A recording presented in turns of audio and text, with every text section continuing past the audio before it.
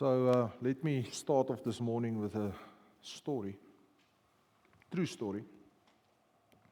It's actually part of my testimony.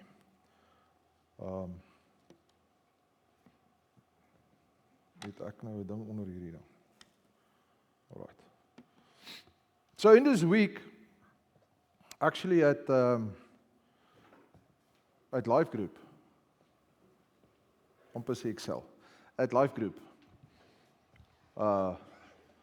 Valencia actually asked the question, when was the last time you encountered God? Or when was your last encounter with God? And different people had different opinions and different stories. And it's something I've heard before. And I came to the realization, because I've heard this before, that people don't really understand what it means to have an encounter with the Lord. Because everybody's got his own opinion. And it's very interesting because somebody, another pastor one time asked me, so when was your last encounter with the Lord? As if it happened years ago. And I was, at that moment, I was not sure what he was, the information he wanted from me. So my answer was, well, I encountered him this morning in my prayer room. So we're supposed to. Is it just me? You're supposed to have encounters. Why? Because He's a living God. And it's supposed to be real. And that's my testimony this morning, is that Jesus Christ is as real as I'm standing in front of you. Now I know some people have a different worldview. They think we're not really here, we only think we are here. They live in a matrix. No, I am really here this morning, standing in front of you. I'm really here. And just as I am real, Jesus Christ is real as well. And I can testify to that. And I believe that is what makes Christianity different from any other religion, if you can call it a religion, but we don't call it a religion, we call it a relationship. But that's what makes it different from any other religion, is because it is real. The God we serve is real. He lives today. The tomb is empty. Hello? Yeah, the tomb is empty. Jesus Christ is alive today. But for us, sometimes it's very difficult, because we were not one of the disciples 2,000 years ago that actually walked with Him. So we need to believe in Jesus Christ, and we have to have faith in that, although we never met Him. Or maybe some of us did meet Him at one point in your life. Amen. Because it's something that came up to me the other day. I was just thinking about it. How is it possible that somebody came to the realization that Jesus Christ is King of all, Lord of my life, and then you will walk a path with Jesus, and at some point in time, either his love for Jesus has cooled off, or he has lost his faith, or he backslidden. How is that possible? If we say, I had an encounter with Him. Because maybe, I don't know about you, but maybe there was a time in your life when somebody spoke into your life, or you met somebody that left an impression into your life, and that impression changed your life forever. Who knows what I'm talking about?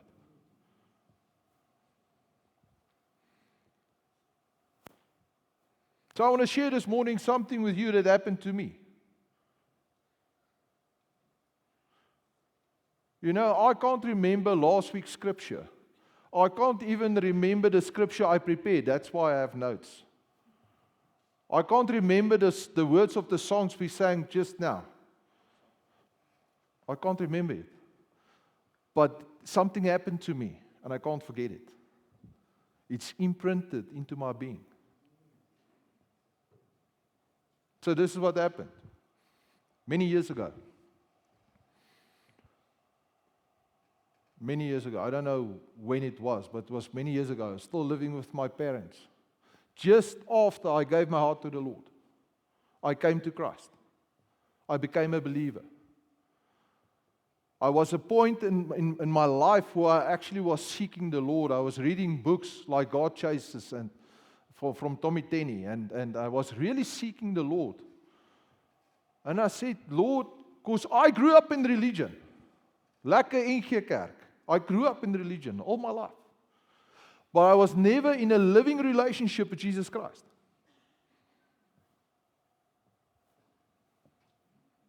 Until He came to save me.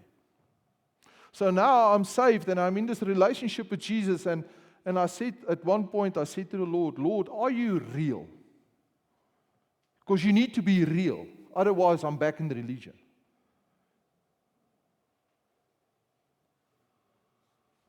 Show me that you're real.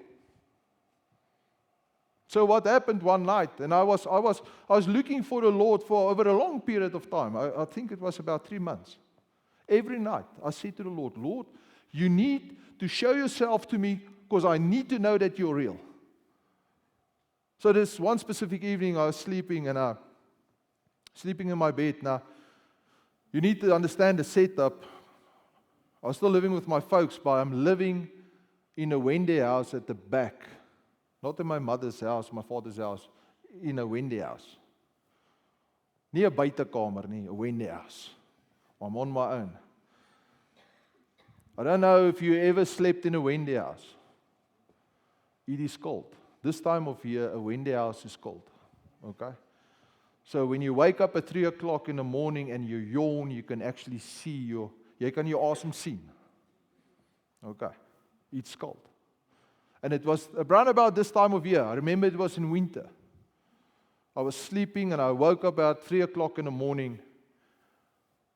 And the door was here, my bed's over there. And I'm sleeping with my face towards the wall, with my back towards the door. And as I woke up, I just realized there's a light in my room. And for an instant, I thought maybe it's the neighbors, because the neighbors got an outside light that's very bright. Maybe it's that outside light. But then I realized in that, now I'm waking, my eyes are open, and ek lê net doodstil. And I see this light. There's a light in my room. For a moment, I thought it's this outside. But then I realized, no, this is a very bright light that's inside my room. And I turned around, looking to the door. And in front of the door, for a split second, it was like a flash, I saw this figure of a person standing in the door. Just this flash and it's gone. And there's total darkness in my room. Strange, very strange. And at that stage, I shared it with the group shepherd. And his words to me was, it's most probably the figment of your imagination. And it discouraged me, hearing that from a spiritual leader. And I said to myself, I'll never share that again. I'll keep it to myself. Because you see, it doesn't make sense. Must be a figment of your imagination. So I started seeking the Lord about this. What was it that I saw? Was it a figment of my imagination? Did I dream it? Was it a dream state that I was in? Did I imagine it? What did I see? Did I see Jesus? I don't know. Did I see an angel? I don't know.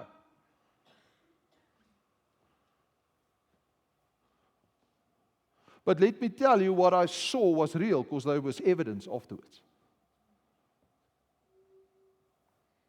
So I shared this story with this group shepherd, and he immediately said, no, it must be a figment of your imagination, but I didn't share the evidence that came with it. I kept it to myself.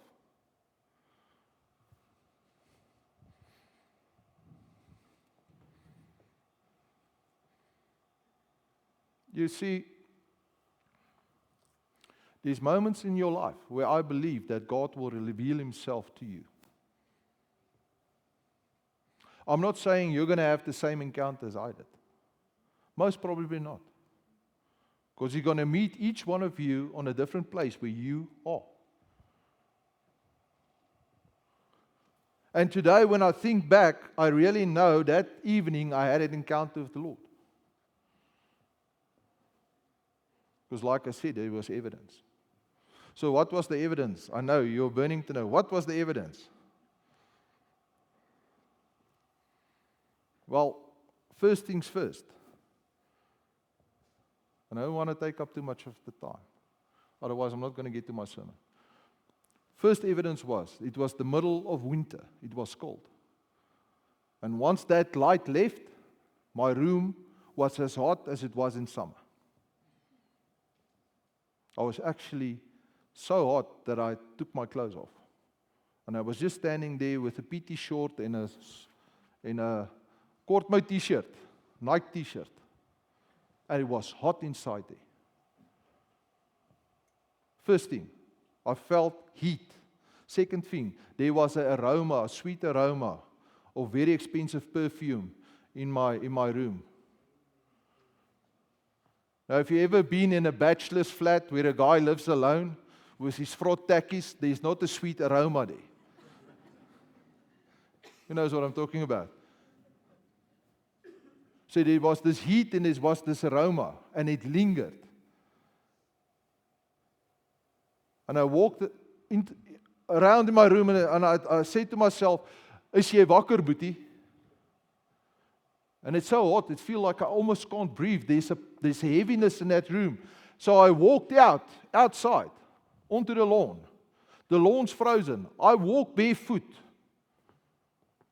Die gras is geryp, né? So I turn around and I can see my footprints. It's cold foot. I'm not cold.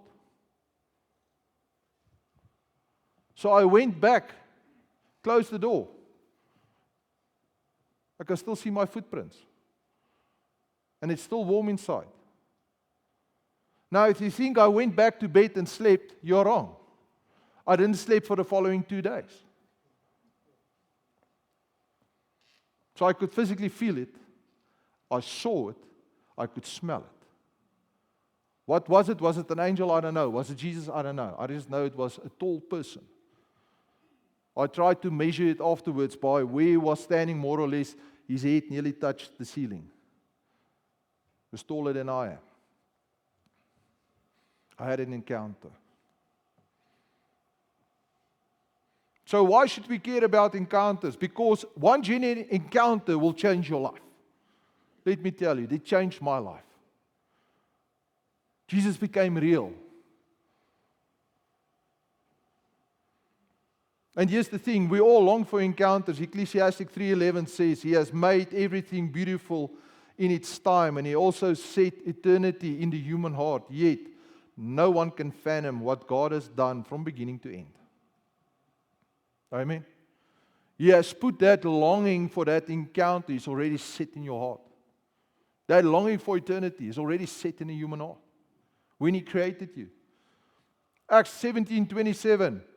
God did this so that we would seek Him and perhaps reach out for Him and find Him, though He is not far from any one of us.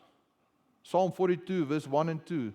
As a deer pants for streams of water, so my soul pants for you, my God. My soul thirsts for God, for the living God. That longing has already been put in your heart. We have this crazy longing for the presence of God.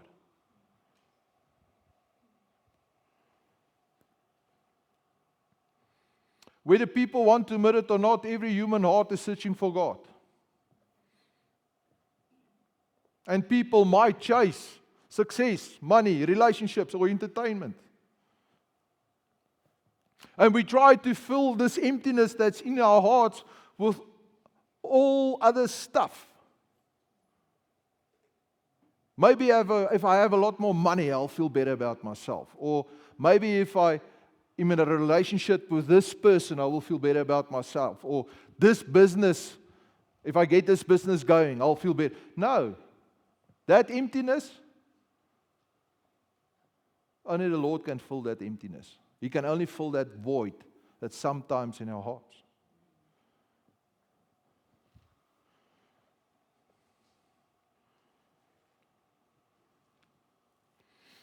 Just know that we're speaking of encounters.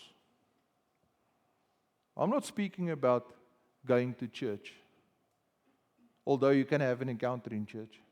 I'm not speaking about going to life group, although you might have an encounter in life group. It happened to us one time. Me and Valencia were doing a worship, we call it a worship cell. I need to share this. This was awesome. We're doing a worship cell. So the aim of the life group that evening was just to worship the Lord.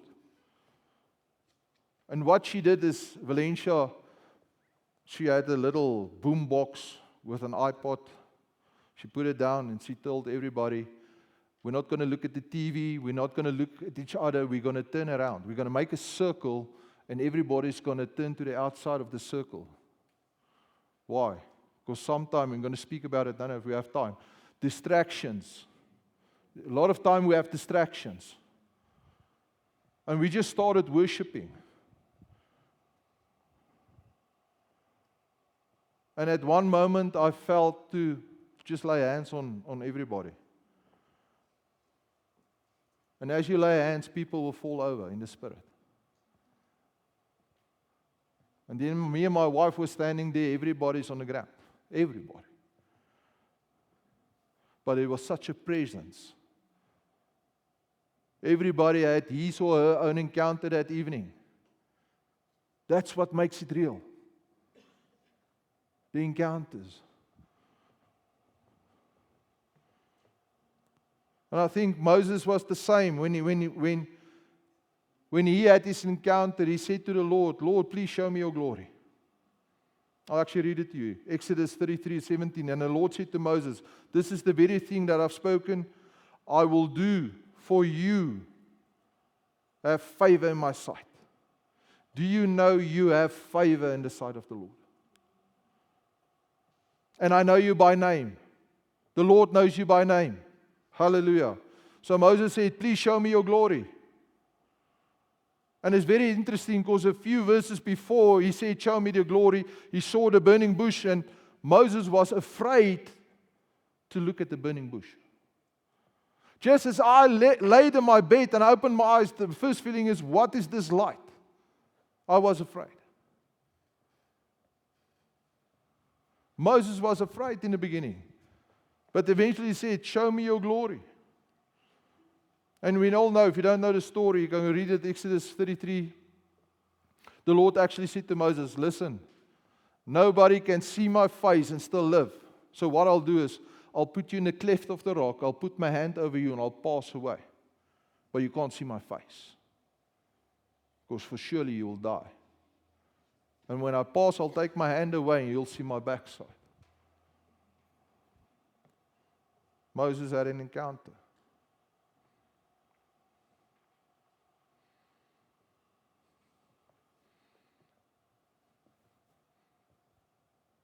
So here's my question this morning. Do you believe that people still do have encounters today?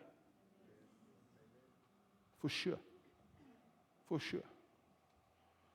And throughout Scripture, whenever we study Scripture, it becomes very obvious that whenever God comes near or wherever there's an encounter, when God has an encounter with somebody, something changes.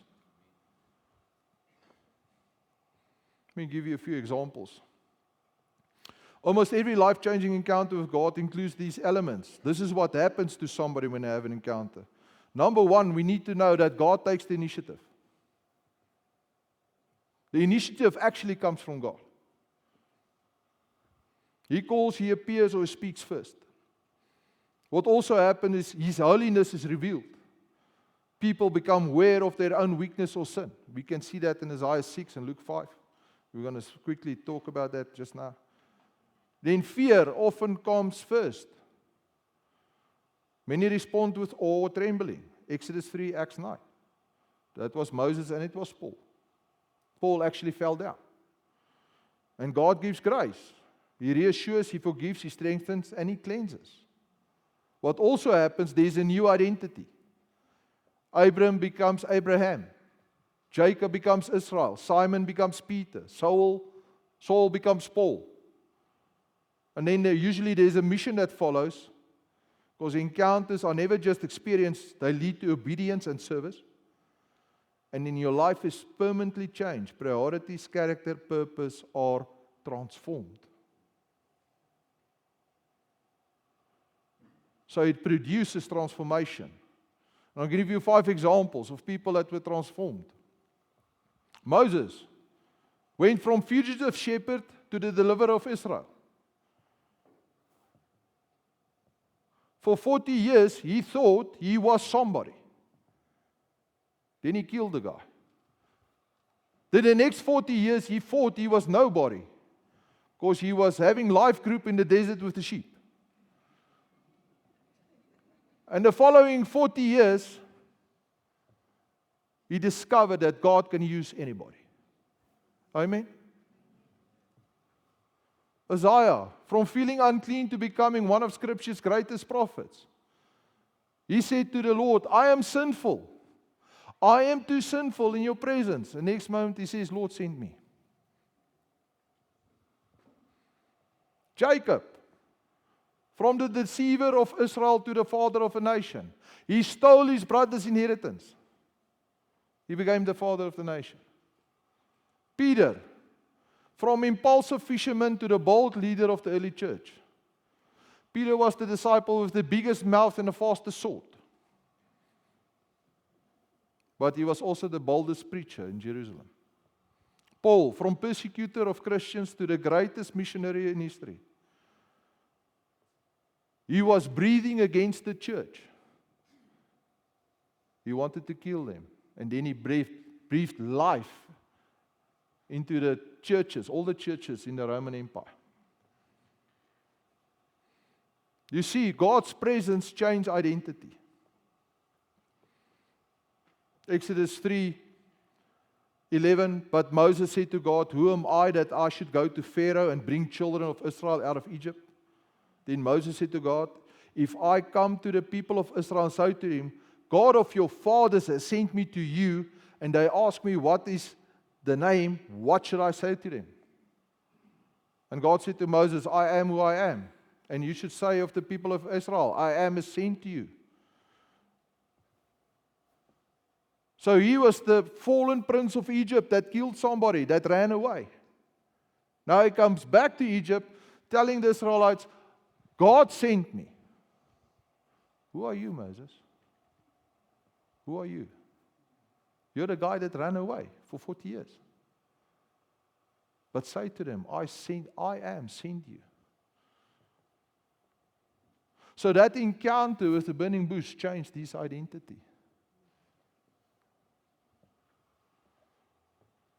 Right.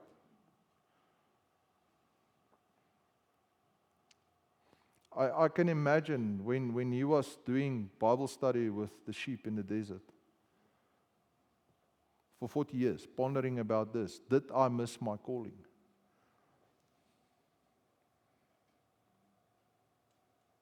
Ek het so droog gemaak in my lewe, die Here kan my nie gebruik nie. Who of us sometimes feel like that? Ek het so droog gemaak, Here kan my nie gebruik nie. He was a big guy, physically and in authority as well. He was the prince of Egypt. I always think, I'm 6 feet. There's no ways I can clap one oukie and he's dead. So I will give him another half a feet. So I think Moses was 6.5 feet. Must have been. But he runs away. 40 years later, God sends him back with a mission.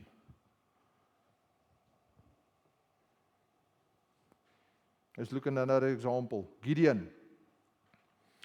He was beating wheat in the wilderness to hide it from Midianites. And the angel of the Lord appeared to him, saying, the Lord is with you, almighty man of valor. And Gideon said to him, please, my Lord, if the Lord is with us, why then has all of this happened to us? And where is the wonderful deeds of our fathers recounted by us, saying, did not the Lord bring us out of Egypt? But now the Lord has forsaken us and given us to the hand of the Midianites. So the Lord speaks to Gideon, and immediately he says to him, O mighty man of valor. Did that change him immediately? No. God is speaking his destiny over him. Because if you keep on reading that passage, I think it's in verse 27, it actually says, the God gave him instruction to tear down the altars of Baal, and he was scared of the people in the town, and he was scared of his own family, so he went at night. He took men with him, and at night he tore down the altars of Baal. Oh, mighty man of valor.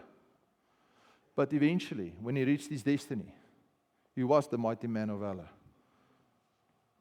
The presence will change our identity. Isaiah 6 verse 1, I saw the Lord sitting on a throne, high and lifted up, and the train of his robe filled the temple. We sing that song. And I said, woe is to me, for I am lost, for I am a man of unclean lips, and I dwell in the midst of the people of unclean lips. For my eyes have seen the King of the Lord of hosts. And then one of the seraphim flew to me, having in his hands a burning coal that is taken with tongs from the altar, and he touched my mouth and said, behold, this has touched your lips, your guilt is taken away, and your sin is atoned for. And I heard a voice of the Lord saying, whom shall I send, and who will go for us? Then I said, here I am, send me. So he said, I saw the Lord. He didn't see an image, he didn't see a demon, he didn't see problems. I saw the Lord,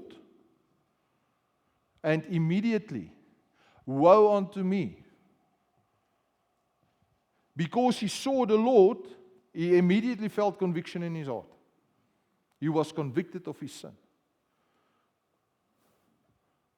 And he said, Lord, I'm a man of unclean lips. He's actually saying, Lord, I'm not worthy to stand in your presence. And an angel touched his lips with a coal. And his sins got anointed for. Just notice the order. He was in the presence of the Lord, got purified, and then the Lord gave him purpose. Who will I send? Send me, Lord. Amen? His identity changed. Let's carry on. Number 2, God's presence produces holiness. Luke 5 verse 4. And when he had finished speaking, he said to Simon, put out into the deep and let down your nets for the catch. And Simon answered, Master, we've toiled all night and look nothing. But at your word, I will let down the nets. And when he had done this, they enclosed a large number of fish, and the nets were breaking. But then Simon Peter saw, and he fell down at Jesus' knees, saying, depart from me, Lord, because I'm a sinful man. See, Peter did not celebrate the fish they caught. He realized he had an encounter with Jesus, with the Lord. So much fish that the nets tore.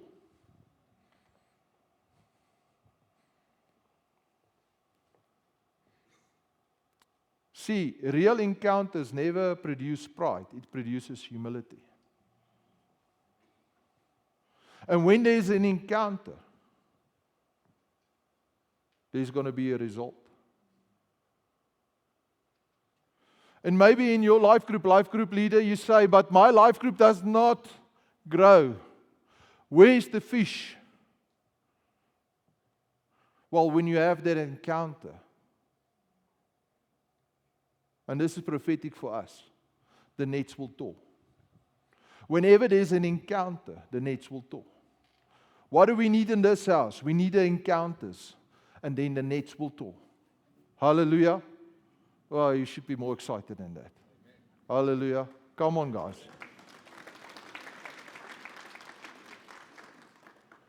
There is no fish. Don't worry about the fish. Worry about the encounter. The fish will come. Amen? The fish will come. Hebrews 12:14, strive for the peace with everyone and for the holiness without which no one will see the Lord. Amen. Without holiness, no one will see the Lord. God's presence releases purpose. Acts 9 verse 3. And as he went on his way, he approached Damascus, and suddenly a light from heaven shone around him. And falling to the ground, he heard a voice saying to him, Saul, Saul, why are you persecuting me? And he said, who are you, Lord? And he said, I am Jesus who you are persecuting. But rise and enter the city, and you'll told what to do. So here's Saul believing he's serving God. He believes he's doing God's work by persecuting Christians. See, he was very sincere, but he was very wrong as well. So on his road to Damascus, Jesus appeared to him, and he fell down. Well, I don't know about you, but if something appears to you and you fall down, it's because you got a fright. He was afraid. After that, he was hit with blindness. There was evidence. Amen? Because there was a light as bright as the sun. And in that one encounter, the persecutor becomes the greatest apostle. He becomes the greatest missionary. You see, it didn't improve him. It just directed him. And a lot of times, God will give us an encounter just to change our direction. We're busy going now. So the direction that Paul was going, he was Paul the prosecutor, became Paul the preacher. Paul the destroyer became Paul the builder. Paul the enemy of the Christians became the biggest apostle of the enemy, of the Christians. I believe, my opinion.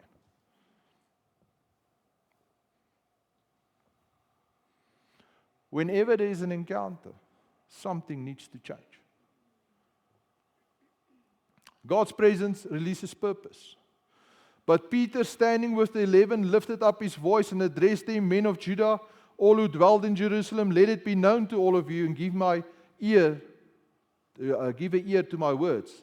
And then you can read that whole chapter. And then at the end of the chapter, it actually says, so those who received the words while he was preaching got baptized, and were added that day were about 3,000 souls. Peter. Do we know who's Peter? Hey, I like that guy. Whenever I feel bad about myself, I'll grab the Bible and read about Peter. Want hy het meer droog gemaak as ek gedoen het. He denied Jesus 3 times. Actually, if you go through scripture, I think there's more, but I could count at least 10 times waar hy droog gemaak het. Like in totally messed up. But I think the biggest of them was he denied knowing Jesus 3 times. And still, the Lord used him.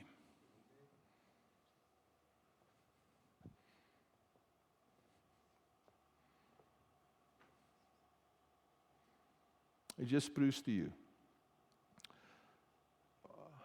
I don't know, what's it in Engels? Die Here is nie aannemer van persoon nie. He's not the acceptor of persons. You see, nou is my airtime klaar. Ek moet nou eers weer airtime laai. Because I'm translating in my head. Hallelujah. Point number 4. Let's carry on. God's presence leaves evidence. Amen. And that was so in Moses' life, it was in Paul's life, in Peter and John's life, it was so in Jacob's life. Exodus 34 verse 20. And Moses came down from the Mount Sinai with the 2 tablets of testimony in his hand. As he came down from the mountain, Moses did not know that the skin of his face shone because he's been talking with God. Aaron and all the people of Israel saw Moses, and behold, the skin of his face shone, and they were afraid to be near him. But Moses called them, and Aaron And all the leaders of the congregation returned to him, and Moses talked with them. Afterward, all the people of Israel came near, and he commanded them all that the Lord had spoken with him on Mount Sinai. And when Moses finished speaking with them, he puts a veil over his face. His appearance changed. Physical evidence. Genesis 32:24, and Jacob was left alone, and a man wrestled with him until the break of day. And when the man saw he could not prevail against Jacob, he touched his hip socket, and Jacob's hip was put out of joint as he wrestled with the man. So Jacob called the name of the place, a few verses later we can read, the place Peniel, saying, for I've seen God face to face, and yet my life has been delivered. And the sun rose upon him as he passed Peniel, limping because of his hip. Now, I don't know about you. I've dislocated my elbow. And I know some of you maybe have dislocated the hip. My maat, as hy ontwrig is, wil jy nie verder stoei nie. But he grabbed hold of the Lord and said, you're not going to leave here until you bless me. And what did he do? He changed his name. And he changed the way he walked.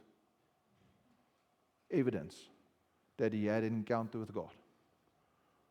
There's always going to be evidence. If you truly had an encounter with God, there's always going to be evidence.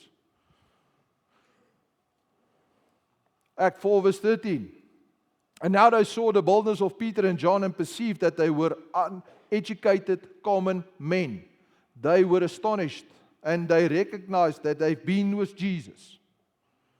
Uneducated men have been with Jesus. There's evidence they had an encounter with the living God.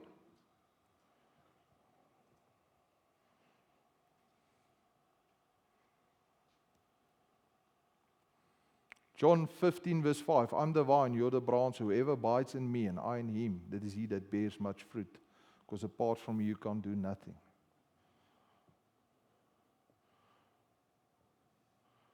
For me, it was very catching one day when I got home. My wife said to me, I was here the whole day, not the whole day, I was here for 4 or 5 hours, praying. I was walking up and down here, praying. When I got home, my wife said to me, I can see you were in the presence of the Lord. So I said to her, is my face shining? No, I just can see you in the presence of the Lord. There's something about you that's different. There's evidence you were in the presence of the Lord. So my question to you today is, if somebody lived for you the next week, will they be able to testify about the change in your life when you have encounters with the Lord? Or will it be same old, same old?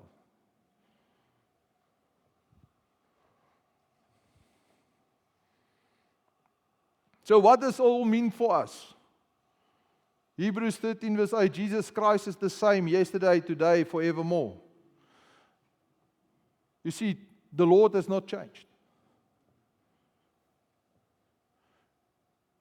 If there were encounters, people in the Bible had encounters with Him, I believe we still can have encounters with Him today. Because He's still the same. And that's a part of relationship, is having encounters. If we're the bride and He's the bridegroom, there needs to be an encounter. Ja, ons sal die Here eendag sien.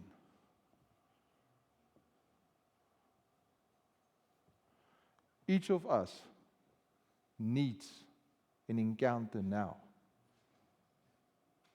Or there won't be the reality of He coming for us. You hear what I'm saying? And that's just the human nature. Because we're beings of relationship. I tell you, there's nothing wrong with saying to the Lord, Lord, show me your face. Lord, are you real? Show me you're real.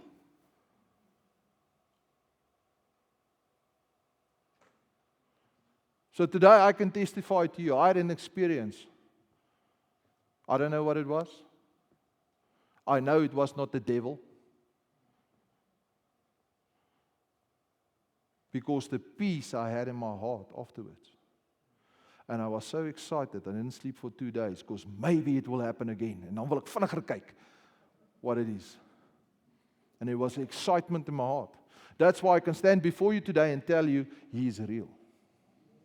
En ek is nie koekoes nie. Verseker is ek nie mal nie. Verseker.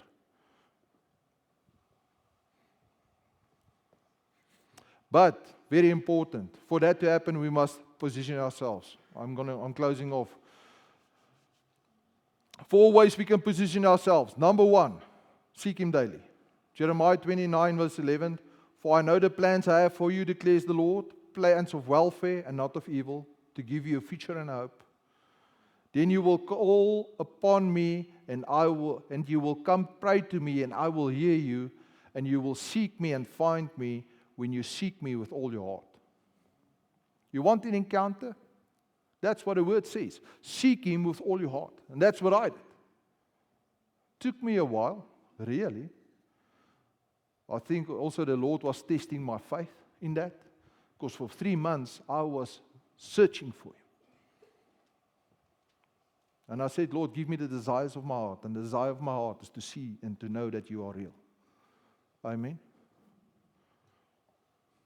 Number 2, remove all distractions.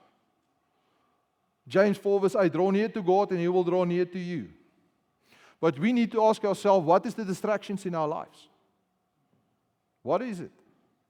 And if you're not sure, pray about it.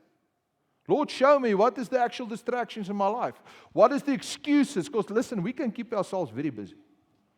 We can be very busy with nothing. Instead of important things. Dinge wat ewigheidswaarde het. Because a lot of stuff that we are busy with these days, the day we die, we leave it here. It's not important. Really, when we sit down and we think about what is truly important.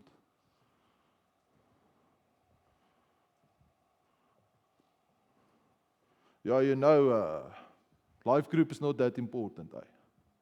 Yeah, it is important. Because if we do life group right, everybody in a life group is going with us. Hello?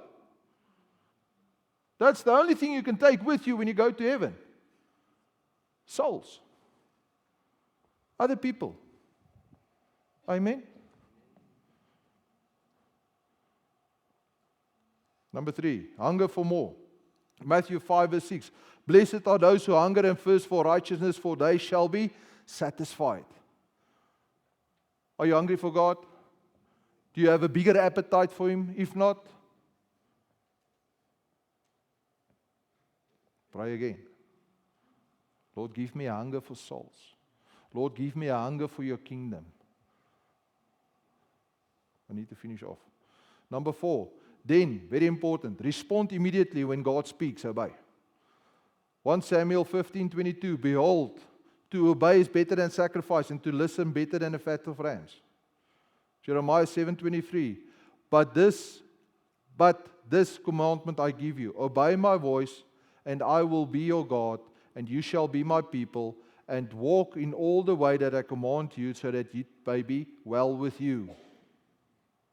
You see, the disciples left their nets immediately when I called them, and their lives were changed forever. James 1 verse 22, but do doers of the word and not hearers only, deceiving yourself. And John 14:15 says, if you love me, you will keep my commandments. Luke 11:28, but he said, blessed rather are those who hear the voice of God and keep it. So here's the question. Why should we care about encounters? Because one genuine encounter, I believe, will change everything in your life. Genuine encounter. So if you never had an encounter, I'll tell you, a genuine, real encounter with the Lord is going to change everything in your life. It's going to transform you. It's going to redirect you.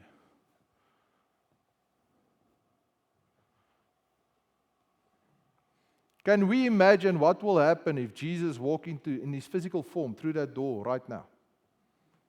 And he comes, sits right next to you. What's going to happen? Can we imagine on Tuesday night when we're at cell group, he walks into the cell group, life group. When he walks into life group, and he's in your house, what will happen? I believe you're going to be filled with the Holy Spirit if you're not already filled. I believe if you're addicted to something, you're going to be set free. If there's an illness in your body, you will be healed. If you have marital problems, that problems will just disappear. Because if He touches you, you'll never be the same again.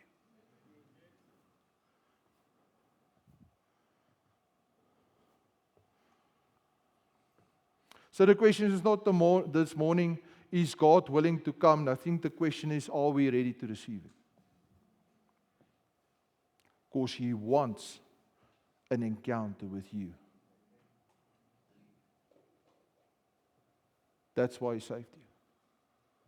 That's why He sent His Son. I want to ask the worship team to come forward.